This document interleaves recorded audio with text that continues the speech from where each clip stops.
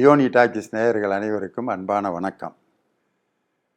நம்ம இன்னைக்கு தேர்தல் ரொம்ப நெருங்கிட்டு இருக்கு.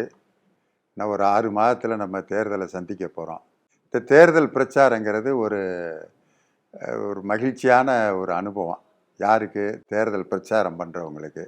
நேரடியாக மக்கள்கிட்ட போய் அவங்க கூட்டத்தில் போய் பேசுவோம். அதில் நட்சத்திர பேச்சாளர்கள்னு ஒவ்வொரு கட்சிக்கும் ஸ்டார் ஸ்பீக்கர்ஸ் அப்படின்னு இருப்பாங்க. அதில் திராவிட முன்னேற்ற கழகத்தில் நான் அந்த டீமில் இருக்கேன். ஆனால் இன்றைக்கி ஒவ்வொரு கட்சியிலையும் அது மாதிரி நட்சத்திர பேச்சாளர்கள் இருக்காங்க. இன்றைக்கி பாரதிய ஜனதாவினுடைய முதல் நட்சத்திர பேச்சாளர் யாருன்னா நம்ம ஒன்றிய பிரதமர் ஐயா தான். அவங்க நட்சத்திர பேச்சாளர்கள் பேசுகிறதுக்கு ஒரு பெரிய கூட்டம் கூடும். அவங்களுடைய பேச்சை நிறைய சோஷியல் மீடியாவில் ஒளிபரப்புவாங்க. ஆனால் இன்றைக்கி சாதாரண ஒரு பேச்சாளர் எப்படி பேசுவாரோ அதை விட ஒரு மோசமான ஒரு கருத்தை, ஒரு பிளவுவாத சிந்தனையை ஒன்றிய பிரதமரே பீகாரில் தேர்தல் பிரச்சாரத்தில் செஞ்சுருக்கார். அது என்ன?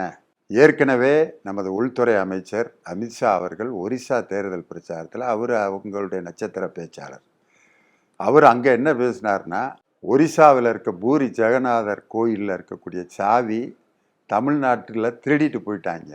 ஒரிசாவினுடைய கோயிலை தமிழர்கள் திருடி கொண்டு போய்விட்டார்கள் அப்படிங்கிற மாதிரி ஒரு கேவலமான குற்றச்சாட்டை வச்சு ஒரிசாவில் தேர்தல் பிரச்சாரம் பண்ணாங்க. இதுக்கு என்ன காரணம்னா, நம்ம தமிழ்நாட்டில் இருக்கக்கூடிய ஒரு ஐஏஎஸ் அதிகாரி அங்கே இருந்த முன்னாள் முதலமைச்சர் நம்ம நவீன் பட்நாயக்குடைய கட்சியில் சேர்ந்துட்டார். உடனடியாக என்ன சொல்லிட்டாங்கன்னா, தமிழர்கள் பூரி ஜெகநாதருடைய ஆலயத்தினுடைய சொத்துக்களை திருடி கொண்டு போய்விட்டார்கள் அப்படிங்கிற மாதிரி ஒரு பிரச்சாரத்தை சொல்லி அசிங்கமான 2 மாநிலங்களுக்கு இடையே இருக்கக்கூடிய ஒரு நல்ல உறவை கெடுக்கக்கூடிய ஒரு பிரச்சாரத்தை உள்துறை அமைச்சர் ஒரிசாவில் பண்ணார். உள்துறை அமைச்சர் தான் இது மாதிரி பிரச்சனைகளை தீர்த்து வைக்கிறவர். எங்கள் மாநிலத்தை பற்றி இன்னொரு மாநிலத்துக்காரர் இப்படி அசிங்கமாக பேசிட்டாரு, இதை நீங்கள் தீர்த்து வைங்கன்னு யார்கிட்ட போகணும்னா உள்துறை அமைச்சர்கிட்ட தான் போகணும். அவரே இப்படி பேசும் பொழுது யார்கிட்ட போய் நம்ம முறையிடுறது? பிரதமர்கிட்ட தான் போய் நம்ம ரிப்போர்ட் பண்ணணும். இன்னைக்கு பிரதமரே அதே வேலையை பார்த்துருக்காரு. என்ன சொல்லியிருக்காரு? தமிழ்நாட்டில் வாழும் பீகார் மக்கள் தமிழர்களால், குறிப்பாக திமுக காரர்களால் துன்புறுத்தப்படுகிறார்கள் அப்படிங்கிற வார்த்தையை சொல்லியிருக்காரு. எந்த பீகார்காரனை நம்ம தமிழர்கள் ரோட்டில் கட்டி வச்சு சாட்டையில் அடித்தான்? அல்லது எந்த பீகார்காரனுக்கு நம்ம சாப்பாடு போடாமல் கொடுமைப்படுத்தினா?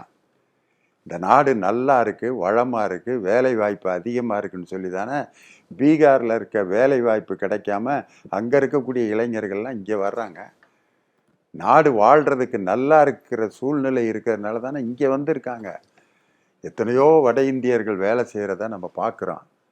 எந்த தமிழன்னு அவனை இது வரைக்கும் துன்புறுத்தின மாதிரி ஒரு காட்சியை எங்கேயாவது நீங்கள் பார்த்துருக்கீங்களா? ஒரு ஒன்றிய பிரதமர் எப்படி இப்படி ஒரு மோசமான ஒரு கருத்தை பிரச்சாரத்தில், தேர்தல் பிரச்சாரத்தில் சொல்லலாமா? இது ரொம்ப நாட்டுக்கு ஏற்பட்டிருக்கக்கூடிய மிகப்பெரிய சாபக்கேடுன்னு தான் நான் சொல்லுவேன். இன்னைக்கு பார்த்தீங்கன்னா, நம்ம பீகாரில் இருந்து வந்த ஒரு குடும்பத்தில் பிறந்த ஒரு குழந்தை, அதுக்கு காது கேட்குதா இல்லையான்னு கூட தெரியல. அது ஒரு மாதிரி இப்படியே இருந்திருக்கு. நம்ம பக்கத்தில் இருக்க தமிழ் குடும்பங்கள்லாம் போய் அந்த குழந்தைய தூக்கி அதுக்கு பக்கத்தில் கிளுகிழுப்பையெல்லாம் ஆட்டினோன்னா அந்த குழந்தை அசையாமல் இருந்திருக்கு. அதுக்கப்புறம் தான் அதுக்கு காது கேட்கலங்கிறது தெரிஞ்சு அதுக்கு ட்ரீட்மெண்ட் கொடுக்குறோம்னா ரேஷன் கார்டு வேணும். உடனே அந்த பீகார் குடும்பத்துக்கு ரேஷன் கார்டு வாங்கிறதுக்கு ஏற்பாடு செய்து அந்த காது கேளாத குழந்தைக்கு ட்ரீட்மெண்ட் எடுக்கிறதுக்கு நம்ம தமிழ் குடும்பங்கள் உதவி செஞ்சாங்கன்னு அந்த காது கேளாத குழந்தையினுடைய அம்மா, பீகாரை சேர்ந்த ஒரு அம்மா, நம்ம தொலைக்காட்சியில் பேட்டி கொடுக்குது. நடந்த சம்பவம். பீகார்லேருந்து வந்த ஒரு குடும்பம் இங்கே பல ஆண்டுகளாக இருந்து நம்ம பள்ளிக்கூடத்தில் தான் படிக்குதுங்க. காலை உணவு சாப்பிட்றாங்க. பள்ளிக்கூடத்தில் இருக்கக்கூடிய இலவச பாட புத்தகங்களை வாங்கி படிக்கிறாங்க.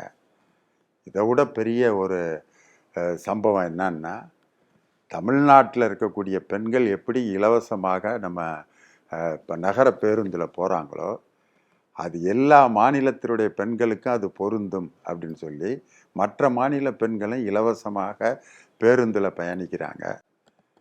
வெளிநாட்டு பெண்கள் கூட இன்னைக்கு நம்ம பேருந்தில் வந்து இலவசமாக பயணம் பண்ணி இப்படி ஒரு வாய்ப்பு எங்களுக்கு தமிழ்நாட்டில் தான் கிடச்சிச்சின்னு வெளிநாட்டு பெண்கள் பேட்டி கொடுத்துட்ருக்காங்க. இப்படி ஒரு மாநிலத்துக்குள்ளே இருக்கக்கூடிய ஒரு அந்யோன்யமான ஒரு அன்பு உறவுகள் இங்கே வந்து மகிழ்ச்சியாக வாழ்ந்து கொண்டிருக்கிறக்கூடிய நேரத்தில் ஒரு கேவலம் ஓட்டுக்காக பிரதமரே இப்படி ஒரு கருத்தை சொல்வது எப்படி சரியாக இருக்கும்? மாண்புமிகு இந்தியாவினுடைய இரும்பு மனிதர் என்று சொல்லப்பட்ட வல்லபாய் பட்டேல் அவர் தான் இந்தியாவை ஒருங்கிணைச்சார். அந்த வல்லபாய் பட்டேலுக்கு கிட்டத்தட்ட மிகப்பெரிய சிலையை நரேந்திர மோடி அவர்கள் தான் அந்த சிலையை உருவாக்குனார் பிரதமர். அந்த சிலை முன்னாடி காலில் விழுந்து கும்பிடுறார். வல்லபாய் பட்டேல் மட்டும் இந்த பிரச்சாரத்தை கேட்டிருந்தார்னா இதுக்காகவா நான் இந்தியாவை ஒருங்கிணைச்சேன்னு கண்ணீர் விட்டு அழுதுருப்பார். இதே பீகாருக்கு நிதிஷ்குமார் அவர்கள் முதலமைச்சராக இருந்த சமயத்தில் ஒரு தேர்தல் நடந்தது. அப்போ குஜராத்தில் நரேந்திர மோடி அவர்கள் முதலமைச்சராக இருந்தாங்க. அப்போ இஸ்லாமியர்களை அவர் வந்து கொன்று குவித்த அந்த வழக்கு நடந்துகிட்டு இருக்கு. அந்த நேரத்தில் தேர்தல் பிரச்சாரத்துக்கு பாரதிய ஜனதா சார்பாக அன்னைக்கு குஜராத் முதலமைச்சராக இருந்த நரேந்திர மோடியை பீகாருக்கு அனுப்புகிறாங்க. அன்னைக்கு முதலமைச்சராக இருந்த நிதிஷ்குமார் என்ன சொன்னார்னா, நான் ஜெயிக்கணும்னா தயவுசெய்து நரேந்திர மோடியை இங்கே பிரச்சாரத்துக்கு வர வேணான்னு சொல்லுங்க அப்படின்னு சொன்னவர் தான் நிதிஷ்குமார். இப்போ ஏன் அப்படி சொன்னார்னு புரியுதா உங்களுக்கு? இது மாதிரி ஒரு விஷம பிரச்சாரத்தை பிரதமரே செஞ்சால் யார்கிட்ட போய் நம்ம முறையிடுறது? இதுதான் இன்னைக்கு நடந்துகிட்டு இருக்கிற ஒரு மோசமான ஒரு அரசியல். அதை பிரதமரே செய்கிறது உண்மையிலே எங்களுக்கெல்லாம் ரொம்ப வெட்கமாகவும் வேதனையாகவும் இருக்குது. ஏன் வந்து தமிழர்களுக்கு விரோதமான ஒரு கருத்தை அங்கே போய் சொல்லணும்? பீகார் எலெக்ஷனுக்கு அதுக்கு என்ன சம்பந்தம்? நம்ம மாண்புமிகு தமிழக முதல்வர் பீகாரில் நடந்த அந்த தேர்தல் ரேலியில் அந்த ஊர்வலத்தில் கலந்துக்கிட்டு அவர் பேசினார். அவர் தமிழில் பேசினதை ஒரு காங்கிரஸை சேர்ந்த ஒருத்தர் வந்து ஹிந்தியில் மொழிபெயர்த்தார். அதுக்கு ஒரு மிகப்பெரிய வரவேற்பு கிடச்சிச்சு.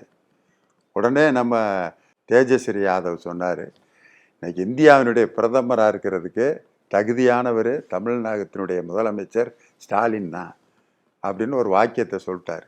உடனே தமிழர்களுக்கு விரோதமான ஒரு கருத்தை ஒன்றிய பிரதமர் அங்கே பேசினார். உண்மையிலே பிரதமரே இப்படி ஒரு தவறு செஞ்சால் நாங்கள் யார்கிட்ட போய் முறையிடுவோம் அப்படிங்கிறதான் இன்னைக்கு நாங்கள் கேட்குற கேள்வி.